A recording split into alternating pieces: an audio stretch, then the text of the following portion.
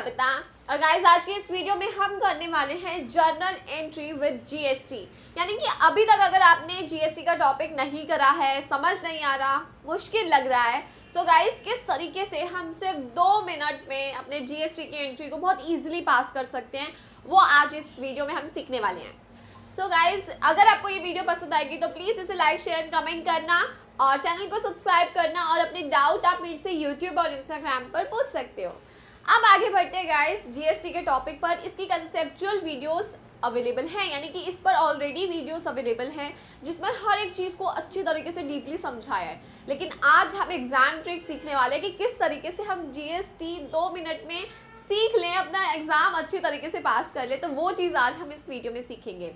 अब देखो GST full form क्या होती है जी? जीएसटी की goods and service tax, goods and service tax, ठीक है। अब जीएसटी गाइस 3 टाइप का होता है, सीजीएसटी, एसजीएसटी, आईजीएसटी।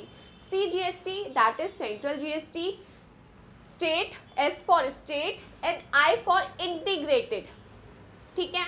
अब तीनों में डिफरेंस क्या है? देखो जब अब जैसे मैं दिल्ली में रहती हूँ, मैं दिल्ली के अंदर ही अगर सेल करती हूँ तो उसे इंट्रा स्टेट सेल कहते हैं, या अगर मैं दिल्ली के अंदर ही परचेज करती हूँ तो उसे इंट्रा स्टेट परचेज कहते हैं, राइट। यानी कि विद इन द स्टेट, तो with in the state 2 tax लगते हैं, एक सेंट्रल और एक स्टेट वाला, ठीक है, जो हमारी गवर्नमेंट के पास आते हैं। दिल्ली में आपको पता है ना कि क्या है, सेंट्रल गवर्नमेंट भी है और स्टेट गवर्नमेंट भी है।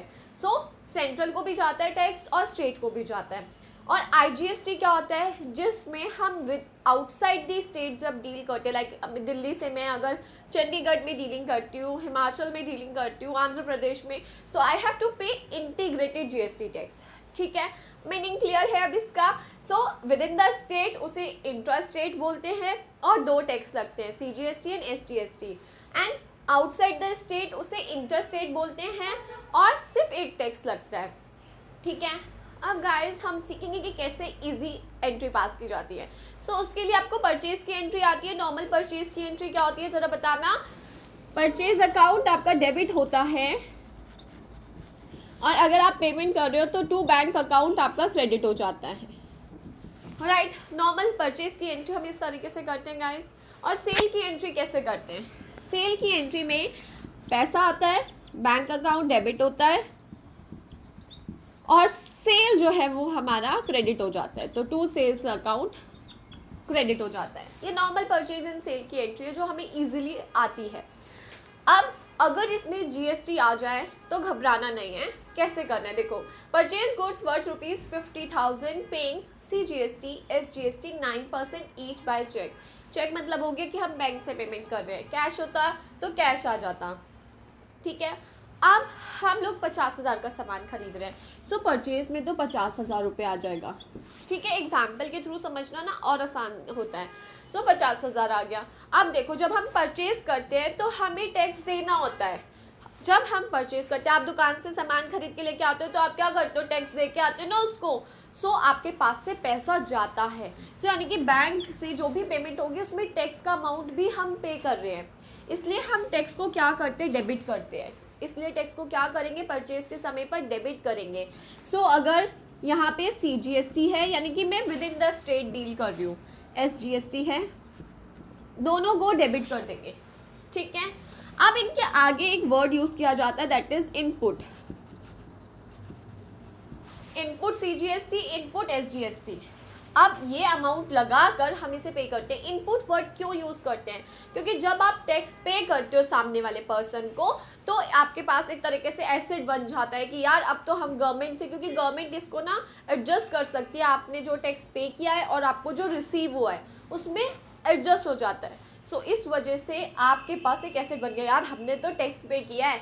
सो इसलिए आप अपने टैक्स जब पे करते हो उसको डेबिट कर देते हो एज अ एसेट क्रिएट करने के लिए, ठीक है। समझ आया?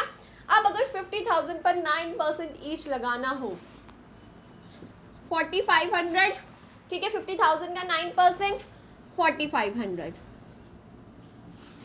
अब ये हमारा टोटल पेमेंट कितने की होगी गाइस? 59,000 की। सो सिंपल थी एंट्री पास करना परचेज की। आपने क्या किया? अपने टैक्स को डेबिट कर दिया because you are paying amount. अब अगर यही एंट्री IGST की होती तो हम क्या करते, हम सिंपल इनपुट CGST की जगह क्या लिख देते, IGST लिख देते, और जो भी टैक्स का रेट होता वो इस अमाउंट पर कैलकुलेट करते और पे कर देते। तो IGST भी हम इजीली कर सकते हैं।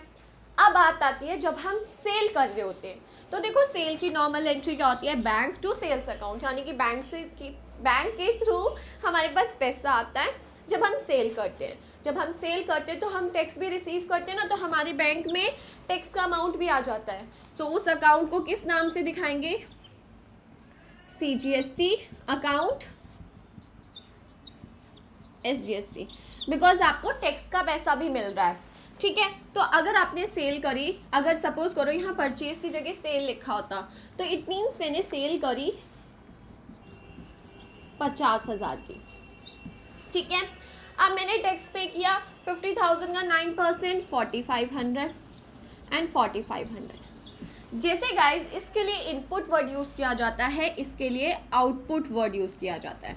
क्या, आउटपुट, क्योंकि आपके पास जो टैक्स आपको रिसीव हो रहा है, आपके बैंक अकाउंट में पैसा आ रहा है, ये आपको किसे देना है, गवर्नमेंट को देना है। इसलिए इसे आप अपनी क्या बना देते हो, लायबिलिटी बना देते हो, इसलिए आपने इसको क्या किया है, क्रेडिट किया है। ठीक है, सो अब जो अमाउंट बन रहा है वो हमारे बैंक में आ जाएगा। सो इजी है ना, जब हम GST अगर हमें परचेज करते हैं तो सिंपली डेबिट कर दो यार, क्योंकि हमारे पास से पैसा जा रहा है। जब हम सेल करते हैं तो GST को क्रेडिट कर दो, क्योंकि हमारे पास GST का पैसा आ रहा है। तो इस तरीके से आप परचेज एंड सेल की नॉर्मल एंट्री इजीली पास कर सकते हो। अब गाइस अगर इसमें ट्रेड डिस्काउंट, कैश डिस्काउंट होगा, सो इसके लिए कंसेप्चुअल वीडियो ऑलरेडी डिटेल्ड की बन रखी है, जिसमें आपको ट्रेड एंड कैश डिस्काउंट समझाया गया है। तो guys trade and cash discount आप इजीली उस वीडियो के थ्रू समझ सकते हो, और उसके बाद सेम यही कंसेप्ट GST का लगा सकते हो। सो आई होप आपको ये वीडियो समझ आई है गाइस, जिसमें GST बहुत ईजी वे में समझाया गया है। अब आप एग्जाम में अगर ये वीडियो देख के जाओगे, आप इजीली अपने GST के जो जनरल एंट्री आएगी उसे बहुत आसानी से सॉल्व कर सकते हो। Thank you.